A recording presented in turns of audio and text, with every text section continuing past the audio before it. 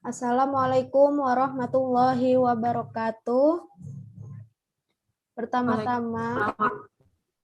Pertama-tama, marilah kita panjatkan puji syukur kehadirat Allah Subhanahu wa Ta'ala karena telah memberikan rahmat, kesehatan, dan keselamatan sehingga kita dapat berkumpul kembali pada pertemuan malam ini. Serta sholawat salam tetap tercurahkan kepada baginda Nabi Muhammad SAW. Lalu yang saya hormati dosen pembimbing pada mata kuliah Bahasa dan Sastra Indonesia, yaitu Ibu Dr. Andes, Dede Heti, MPD, dan teman-teman sekalian. Perkenalkan, nama saya Nabihatul Azkiyah yang akan bertugas sebagai moderator pada hari ini. Lalu pada hari ini kita akan membahas tentang kalimat ajakan, perintah, dan penolakan.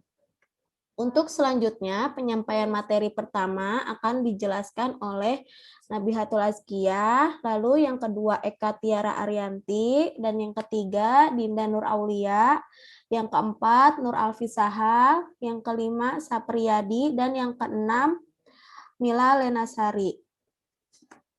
Next.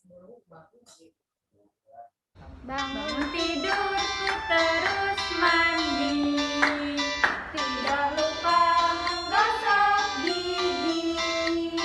Habis mandiku tolong ibu membersihkan tempat tidurku. Kalimat ajakan. Kalimat ajakan adalah kalimat yang menyatakan ajakan untuk membujuk orang lain agar melakukan sesuatu yang diperintahkan. Kalimat ajakan juga memiliki sebutan lain, yaitu kalimat persuasif karena sifatnya mengajak. Contohnya, yang pertama, mari budayakan membaca. Yang kedua, ayo semangat, jangan menyerah. Yang ketiga, ayo kita pergi menonton film di bioskop. Lalu, fungsi kalimat ajakan ada dua. Yang pertama, sebagai kalimat perintah atau himbauan yang diberikan kepada seseorang secara langsung. Yang kedua, digunakan untuk melakukan kegiatan promosi supaya pembeli tertarik memberikan produk yang ditawarkan.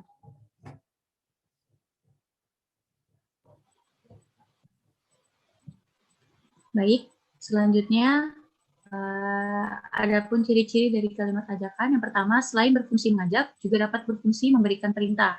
Yang kedua, apabila yang diajak lebih dari satu orang, maka harus menggunakan kata ganti orang jamak.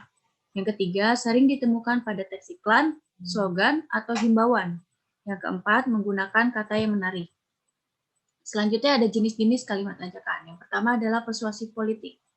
Persuasif politik atau yang juga disebut persuasif politik adalah kalimat ajakan yang biasa digunakan orang-orang yang berkecimpung di dunia politik.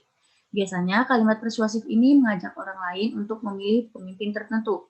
Contohnya, untuk generasi milenial, ayo pilih pemimpin yang amanah. Yang kedua, ayo sukseskan Pilkada serentak 2020. Atau ayo pilih pemimpin yang merakyat. Selanjutnya ada persuasif edukasi. Persuasif edukasi adalah kalimat yang mengajak orang lain untuk melakukan sesuatu yang berhubungan dengan dunia pendidikan. Contohnya, mari sukseskan program Merdeka Belajar, atau ayo tingkatkan literasi membaca. Dan yang ketiga ada persuasif iklan, yaitu kalimat yang bertujuan untuk mempromosikan produk atau jasa dan banyak digunakan dalam dunia bisnis. Contohnya, ayo beli sekarang sebelum kehabisan. Atau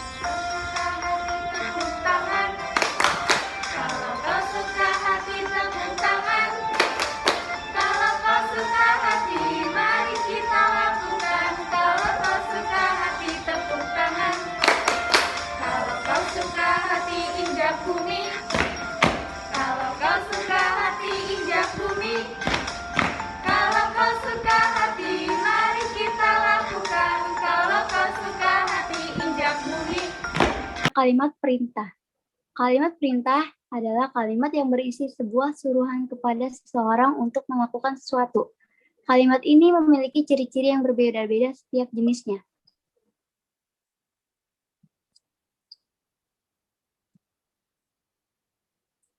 Adapun ciri-ciri kalimat perintah yaitu menggunakan tanda seru di akhir kalimat. Lalu penggunaan kata perintah, penggunaan imbuhan kata seperti lah dan memiliki struktur kalimat PS. Selanjutnya ada jenis kalimat perintah. Yang pertama, kalimat perintah biasa. Biasanya kalimat ini isinya hanya menyuruh saja. Yang kedua, ada kalimat perintah ajakan. Berisi tentang ajakan dengan menggunakan ajakan seperti ayo, mari, dan lainnya. Next.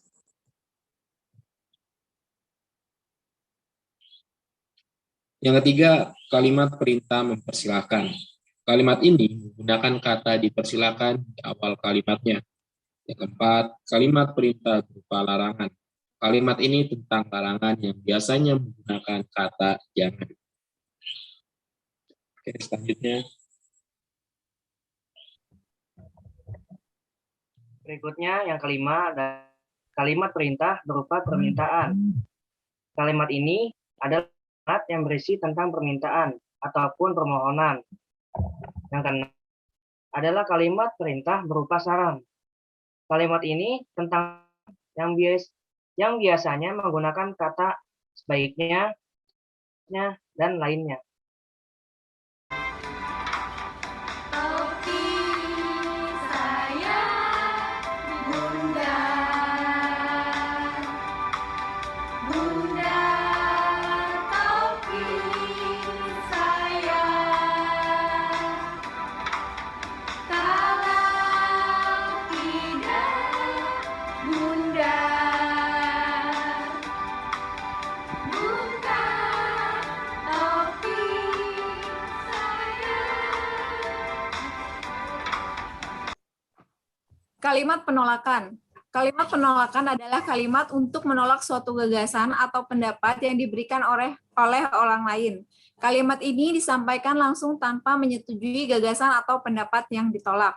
Contoh kalimatnya adalah, aku tidak sejalan dengan gagasan yang tadi kamu sampaikan. Menurutku, itu terlalu menguras banyak biaya. Contoh kedua, aku tidak percaya diri sebagai pemimpin. Mohon untuk ada yang menggantikan. Contoh ketiga, kami menolak semua tuduhan yang dituduhkan kepada kami.